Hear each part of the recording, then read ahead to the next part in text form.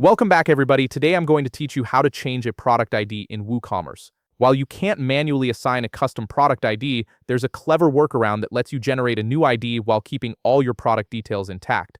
Let's walk through this process step by step. First things first, open up your browser and navigate to WordPress.com. If you're not already signed in, go ahead and log into your account now. This will take you to your WordPress dashboard where you can manage all aspects of your WooCommerce store. Once you're logged in, look over to the left navigation menu and click on Products. When you do this, an expanded menu will appear with several options. From these options, click on All Products. This action will take you to a comprehensive view of your entire product catalog.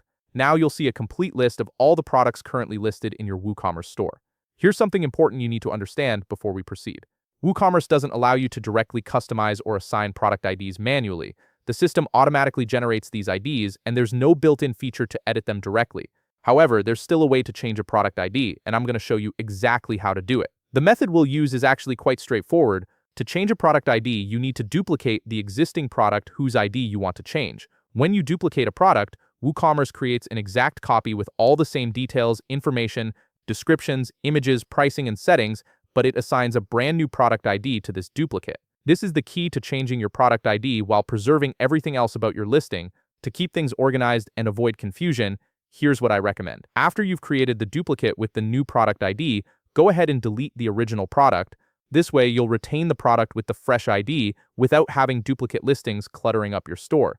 It's a clean solution that achieves exactly what you're looking for. And that's it. You've successfully changed your product ID in WooCommerce by using the duplication method. If you found this video helpful, please leave a like, subscribe, and see you in the next video.